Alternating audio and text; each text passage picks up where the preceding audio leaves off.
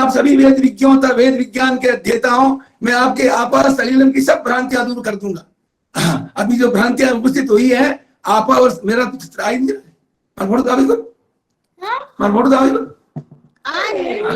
यद्यपि आप सभी वेद विज्ञों तथा वेद विज्ञान के अध्येताओं को सुविदित है, तथापि विषय प्रवेश के लिए मैं कहना चाहता हूं कि विश्व ऋषि वैज्ञानिक, सीनियर साइंटिस्ट, सर्वतंत्र स्वतंत्र प्रज्ञ, महामोपदेशक, विद्यावाचस्पति, समीक्षा चक्रवर्ती पंडित मजदूर ओझा मैथिल ने ही ऋग्वेद के नादी सूक्त के 2 मंत्रों में नाम मात्रिक नॉमिनल संकेत के आधार पर मणिजा युग में साध्य देवों के द्वारा परिकल्पित 10 सृष्टि कारणतावादों, कॉस्मोगोनिक डॉक्ट्रिन्स का विश्व में पहली बार अन्वेषण किया और संपूर्ण वैदिक वांग्मय में प्राप्त समर्थक उद्धरणों का संग्रह कर दिव्य प्रातिभ अंतर्दृष्टि, डिवाइन इंट्यूटिव इनसाइट से 10 संस्कृत पद्यात्मक वाद ग्रंथों का 10 वाद रहस्यम नामक सार संग्रह ग्रंथ का प्रणयन किया। 10 वाद ग्रंथों में अम्बोवाद अन्यतम है।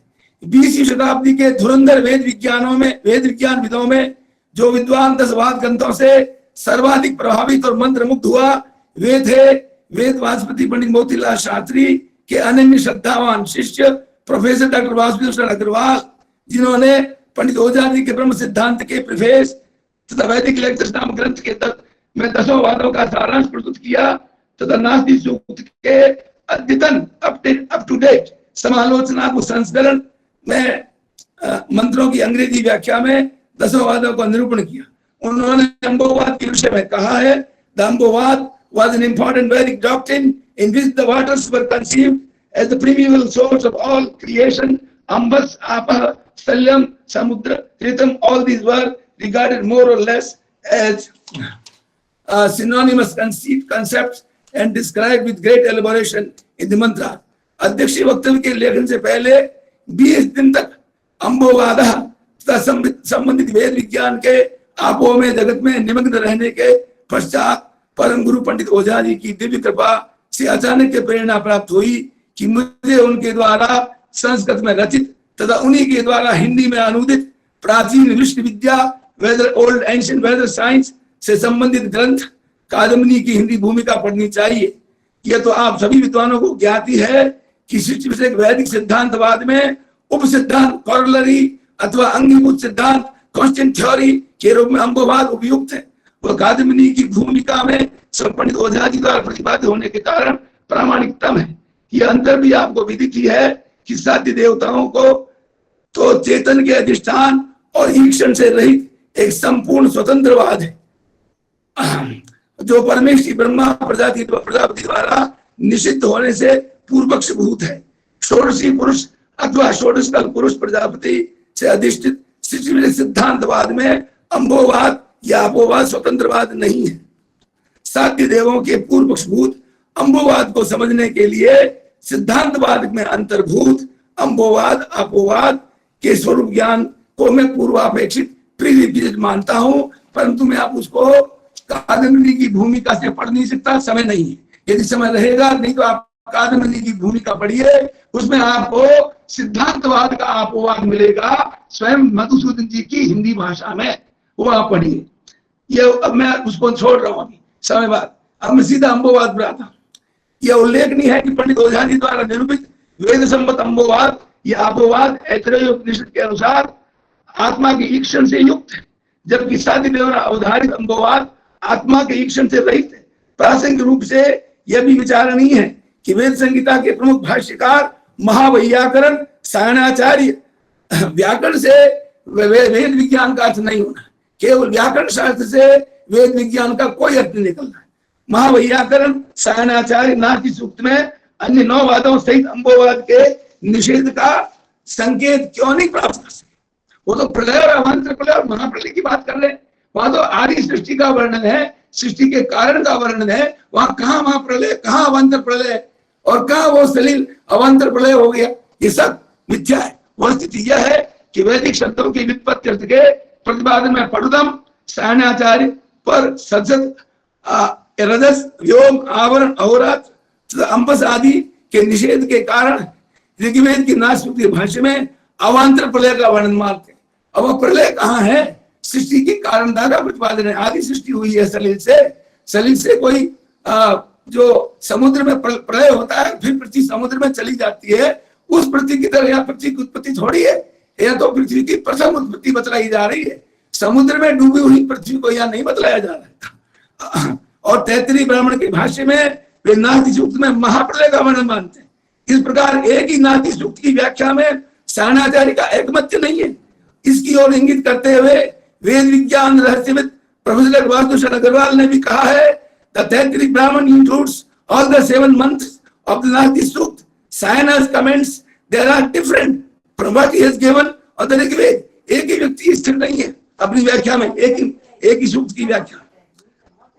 सुदीर्घ काल तक न्याय शास्त्र, वैशेषिक शास्त्र, अद्वैत वेदांत शास्त्र का अध्यापन करने के बावजूद भी मैं वैदिक विज्ञान का अध्ययन करते समय पंडित ओझा जी के इस निर्देश को चेतावनी के रूप में बुद्धिस्ट रखता हूं, जो हम सबको रखना है। ज्योतिष शास्त्रम, शब्द शास्त्रम, निरुक्तम, साहित्यम व दर्शनानि क्रमेण यही राधित अन्यत्र विज्ञान शास्त्रे तो एते सर्वा बालका एव भवन्ति। अनधीत वेद विज्ञान शास्त्र, अधीत व्याकरण आदि शास्त्र बाला। अम्बोवाद के कतिपय महत्वपूर्ण विवेचनीय विचार बिंदुओं की चर्चा के प्रारंभ में मैं स्पष्ट कर देना चाहता हूं कि आप तो धातु से निष्पन्न अब और सलिल के बारे में भ्रांति हो गई है, वो मैं सब दूर कर देता। आप तो धातु से निष्पन्न अब एक ही ऐसा व्यापक शब्द है। क्यों कह दिया सबके लिए आप? उसका कारण है एक ही ऐसा शब्द है जो सभी प्रकार के जलों के लिए सामान्य है। आप सभी प्रकार के जल, देखिए एक तो होती है विशेष संज्ञा, एक होती है सामान्य संज्ञा।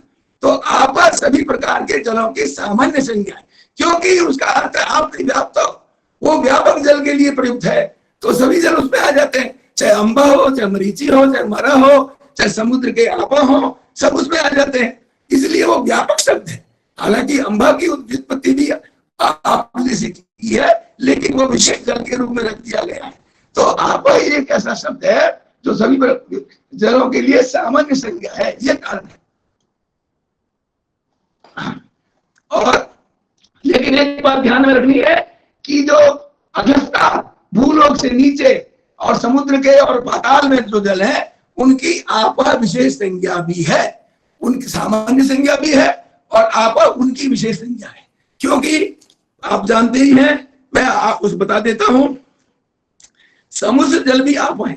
आचार्य शंकर ने ऐत्रोपनिषद में कहा है, यद्यपि पंचभूतात्मकम लोकानाम। अब यहाँ पंचभूत बीच में कहां से आ गए? यहाँ तो पहले आपस से सृष्टि बतलाई जा रही है। अच्छा छोड़िए इसको। मैं पश्चिमी राजस्थान की देवमात्रिक मरुभूमि का मूल निवासी हूँ, अगर जीवन के लिए पाताल जल की महिमा को अच्छी तरह जानता हूँ। कूपों का क्षार तथा हानिकारक जल भी विशेष व्यवस्था पीना पड़ता है। सौभाग्य से मेरे गांव का कूप जल मधुर और स्वास्थ्यकारक है। कल मैंने विज्ञान भी तो पढ़ा, तो उसमें अथर्ववेद का उल्लेख आया है कि 2 प्रकार के जल है, क्षारा आप, मिष्टा आप। अब यह सोचना है वैज्ञानिकों को कि ऊपर से तो मिष्ट ही आते हैं, क्षार तो नीचे होते हैं बहुत भूमि के पदार्थों से। तो ये भी एक वैज्ञानिक विषय है। अम्बोवाद के प्रथमाधिकार के द्रव्यात्मीय कण के में पदार्थ की त्रिधा स्थिति बतलाई है। अब मैं ये विषय का विवेचन नहीं करता, क्योंकि ये आप लोग कर चुके हैं। हाँ, यहाँ पर जो अम्बस को उक्त कहा है वो तो ठीक है। उक्त शब्द की व्युत्पत्ति आनंद शर्मा जी ने बहुत बतला दी है, और मैंने भी शारीरिक विमर्श की टिप्पणी में बतला दी है। हाँ, एक भ्रांति दूर कर देता हूँ। पंडित आनंद शर्मा तो इस युग में हिंदी में लिखने वाले सर्वश्रेष्ठ लेखक हैं, परंतु आप लोगों को ध्यान में होना चाहिए कि पंडित मोतीलाल शास्त्री, जिनको कि मैं मधुसूदन जी का हिंदी प्रतिरूप मानता हूं, एक बार मोतीलाल जयंती समारोह में एक विद्वान ने कहा था कि यदि मोतीलाल जी का परिचय दूं तो यह है कि he was Hindi version of Pandit Ojha. Pandit Ojha के वेद विज्ञान को, मतलब जो आप कहते हैं ना पीठ पातंजल, तो वो पीठ वेद विज्ञान थे। उन्होंने 80,000 पृष्ठों में वेद विज्ञान को परिनिष्ठित, परिमार्जित, संस्कृत हिंदी प्रदान की। ऐसी हिंदी कोई नहीं लिख सकता। और भारत के प्रथम महामहिम राष्ट्रपति ने स्वयं सामने एक भक्त की तरह बैठ करके उनके व्याख्यान सुने, वो व्याख्यान पंचका पढ़े, और वो वासुदेव शरण अग्रवाल जी उनके शिष्य थे, जिन्होंने राष्ट्रपति जी को कहा और वो आयोजित हुए। तो उनके जैसा हिंदी में लिखने वाला कोई नहीं है। मेरे पास तो जितना मोतीलाल जी का हिंदी में है सब उपलब्ध है, और मैं तो उनके शतपथ ब्राह्मण भाष्य में और 20 दिन से डूबा हुआ हूं। कितना उन्होंने विशद रूप से लिखा है, मतलब ऐसा लग रहा है कि गुरु जो संक्षेप में मधुसूदन जी ने संस्कृत में लिखा तो उनका कोई दोष नहीं। उनके समय में हिंदी परिष्कृत नहीं थी। हिंदी ने अपने स्वरूप को 39 में उनकी डेथ हो गई, हिंदी ने अपना स्वरूप प्राप्त नहीं किया था। और मोतीलाल जी ने जानबूझकर हिंदी में लिखा कि यदि मैंने अभी हिंदी में नहीं लिखा तो कोई नहीं समझेगा। यदि आज मोतीलाल जी के 80,000 तो है नहीं, छपे ही नहीं है, शायद 50 या 60 ही छपे हैं। तो यदि मोतीलाल जी का ये हिंदी विज्ञान भाष्य नहीं होता, अनिल शर्मा का ये हिंदी नहीं होती, तो कोई भी इस वेद विज्ञान को मैं स्वयं स्वीकार करता हूं कि यदि मोतीलाल जी का साहित्य नहीं होता तो मैं वेद विज्ञान में प्रवेश ही नहीं कर सकता। सबने उसी से प्रवेश किया, वही प्रवेश द्वार है। यह प्रश्न हो सकता है। अब एक और बात आपको बता दो, पंडित अनिल शर्मा जी ने लिखी है कि, और ये कहते हैं कि वो जो आप अंबा है वो जगत का कारण ब्रह्म है। तो आपको विदित है कि ब्रह्म तो केवल वेदांत में सृष्टि का कारण ब्रह्म है। सामान्य कारणों के लिए ब्रह्म शब्द कैसे उपयोग में आ गया, इसका मैं रहस्य आपको बतलाता हूँ। यह प्रश्न हो सकता है कि ब्रह्म शब्द तो वेदांत शास्त्र में जगत कारण पहुंचता है। मेरा समझ आ रहा है, मेरे पास सामग्री बहुत है कि प्रयुक्त होता है द्रव को अम्भ को ब्रह्म कैसे कह सकते हैं। इसके समाधान के लिए यही है, मैं अब संक्षेप कर देता हूं कि पंडित ओझा जी ने ब्रह्म सिद्धांत में बड़े हृदय पद्यों में ब्रह्म का लक्षण दिया है। पहला लक्षण तो दिया है ब्रीहि उस धातु से, दूसरा दिया है भ्री, और वो समर्थन कर रहे हैं हरो हरि भर्तृ हरि के कारण आधार पर।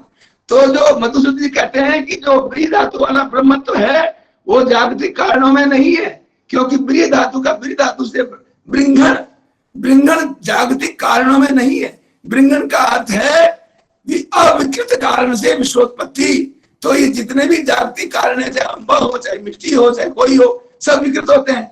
अम्ब को जब बनना पड़ेगा, मरा मरीची बनना पड़ेगा तो उसको विकृत होना पड़ेगा, इसलिए वो ब्री धातु से ब्रह्म नहीं है। मधुसूदन जी ने जागतिक कारणों की ब्रह्मता के लिए एक अवकाश छोड़ दिया है, वो ये है कि वो भ्री धातु से, और भ्री धातु से भरण पोषण। तो ये सारे जितने भी कारण हैं मृतिका आदि, वो अपने कार्यों का भरण पोषण करते ही है। अम्बस भी जो भी भूत सृष्टि होती है उसका भरण, इसलिए भ्री धातु से निष्पन्न जो ब्रह्म शब्द है वो ब्रह्म शब्द अम्बस के लिए प्रयुक्त हुआ है, न कि ब्री धातु से। ब्री कैसे बृंगण होता है, और बृंगण का मतलब होता है अविकृत कारण से विश्वोत्पत्ति। शारीरिक मनुष्य में आप पढ़ सकते हैं। तो ये तो सारे कारण विकृत होते हैं, इसलिए वो ब्रह्म स्वरूप में नहीं है। अम्बस जगत का बीज है, अर्थात उपादान कारण मटेरियल कॉज है। साध्यदेव एकांत अम्भोवादी थे, अतः उन्होंने अग्नि से द्रवात्मक आप की उत्पत्ति का निषेध किया है।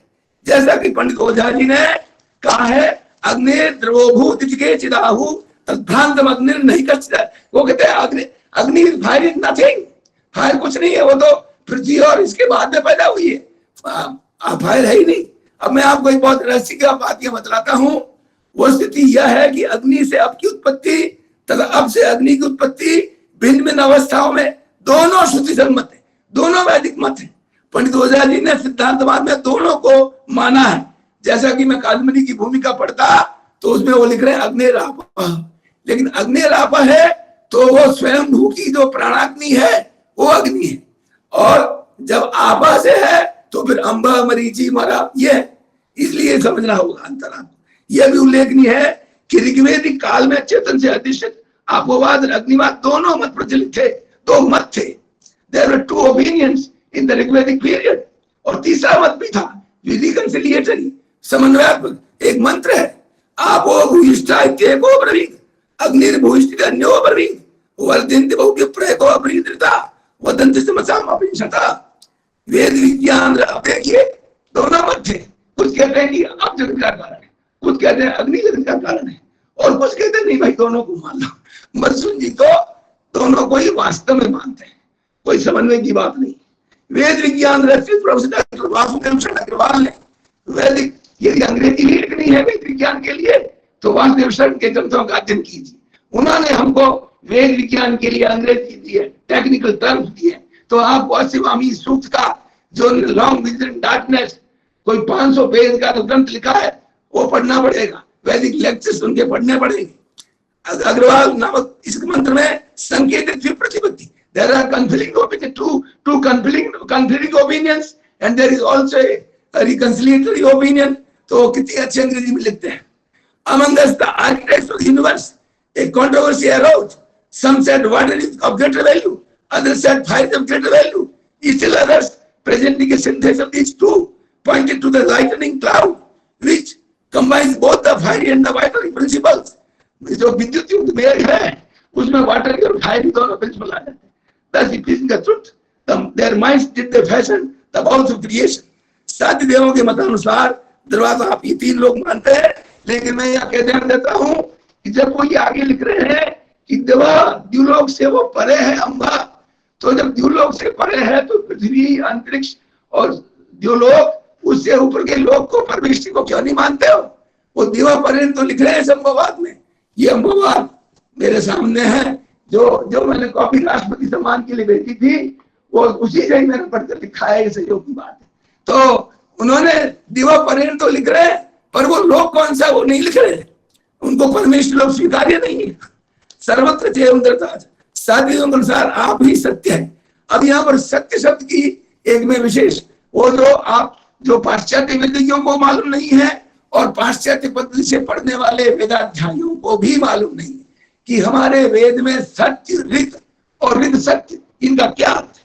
वो है सहृदयम सशरीरम सत्यम, दैट व्हिच हैज सेंटर सशरीरम, अहृदयम अशरीरम ऋतम, अहृदयम सशरीरम सत्यम। ये सांस्कृतिक व्याख्यान पंडित मोतीलाल शाह उसमें पढ़ सकते हैं। अब उसके उदाहरण एक तथ्य स्पष्ट कर देना समझता हूं कि आत्म तत्व के ईश्वर से रहित अम्बोवाद के कत्व सिद्धांत वेदानुसारी है और कत्व सिद्धांत वेद विज्ञान संबंध नहीं है। जैसे वेद विज्ञान के अनुसार भू भुव स्व आदि 7 लोग है और वेद विज्ञान के अनुसार तो पृथ्वी अंतरिक्ष जो परमेश्वर स्वयं है, लेकिन वो कहता है कि पृथ्वी अंतरिक्ष द्युलोक ये तीन ही है। हाँ ये मानते हैं कि जो परमेश्वर और स्वयं है वो तो पूर्णतः अतीन्द्रिय, beyond the ken of sense organs. अम्बा नामक हाइड्रोजन, को कहते हैं कि वो साइंस नहीं जानते थे, उन्होंने 5 पाश्चात्य विज्ञान के ग्रंथ लिखे हैं। दुर्भाग्य से न जाने विश्व के किस विश्वविद्यालय में किस लाइब्रेरी में वो ग्रंथ है, पता नहीं, भारत में नहीं है।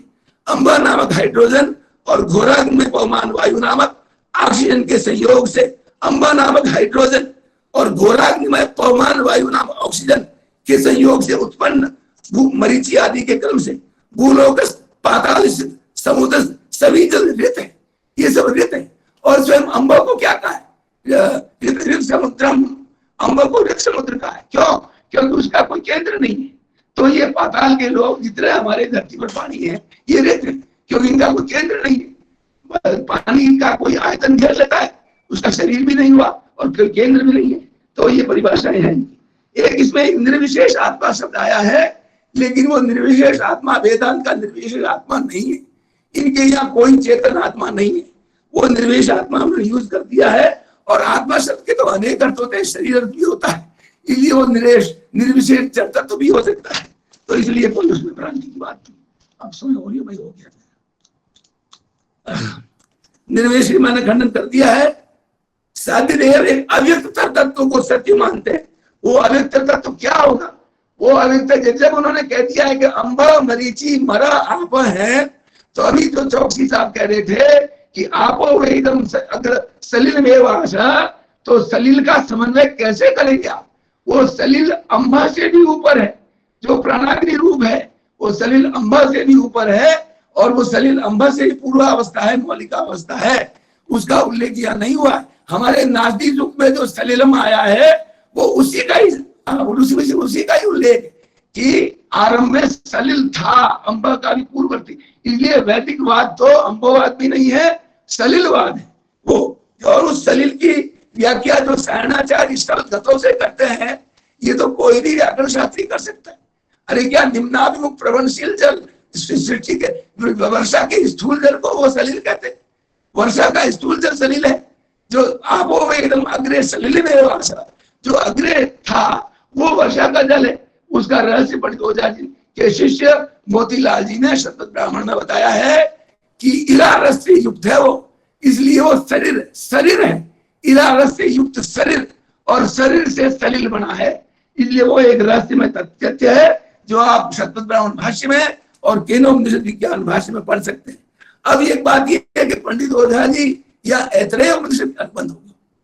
ऐतरेय उपनिषद के अनुसार यह जो उल्लेख कर रहे हैं, तो क्या ये माने कि साध्य देवों के समर्थक उपनिषद काल में भी थे, या ये माने कि साध्य देव जो है दीर्घ संज्ञत्वाद ऋषियों दीर्घायु, या उन्होंने दीर्घायु प्राप्त की जिससे उस समय भी थे, और साध्यों का जो अवितर सत्य है वो और कोई नहीं है, वो सलिल है। ये जो इस संभववाद में अम्मा से भी ऊपर जो अव्यक्त सत्य कहा है वो सत्य है, कौन है? सलिल। और सलिल को सत्य कह सकते हैं क्योंकि उसका केंद्र है वो सलिल प्राणाग्नि रूप है, वो आग्नेय है, वो आग्नेय है इसलिए उसका केंद्र है, अग्नि का केंद्र है, तो उसको सत्य कह दिया, तो ठीक है उसको सत्य कहना।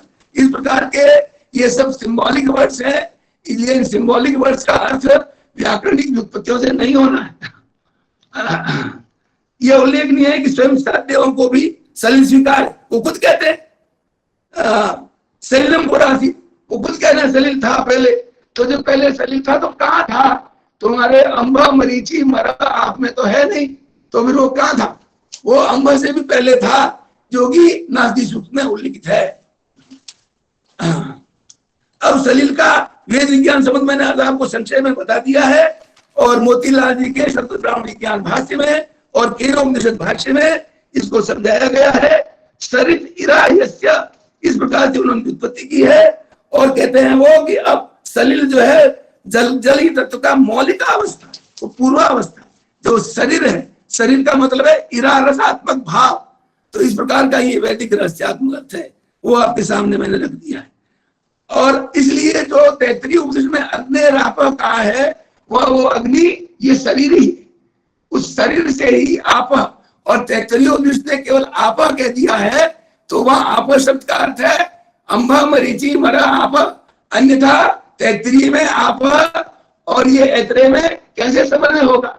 शंकराचार्य ने यही तो कहा है, वेदांत वाक्य कुसुम कृष्णा तत्वा सूत्राणाम, ये ब्रह्म सूत्र वेदांत वाक्य कुसुमों में, कुसुमों को माला में गूंथ रहे, तो हमको इनको माला में गूंथना हो।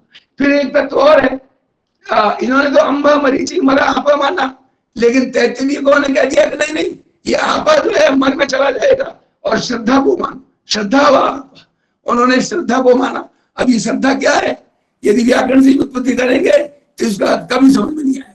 श्रद्धा चांद रस है, सोम रस है, इसलिए हमारे मन में जब श्रद्धा होती है स्नेह, और वो स्निग्ध है, इसलिए चांद रस है, और इस प्रकार से व्युत्पत्ति मोतीलाल जी ने की है, वो समझने की जरूरत है। और मोतीलाल जी ने यहाँ तक लिख दिया है कि पिता का श्रद्धा रस, पिता का चांद रस पुत्र में आता है, इसलिए श्रद्धा सूत्रेण दीयते अस्मिन् कर्मणि इति श्रद्धम, तो श्रद्धा ही तो मुख्य है, श्रद्धा के कारण हम बिना किसी तर्क के मान लेते हैं यही है बस, तो इसलिए वो श्रद्धा तक तो चंद्रमा से प्राप्त हुआ है।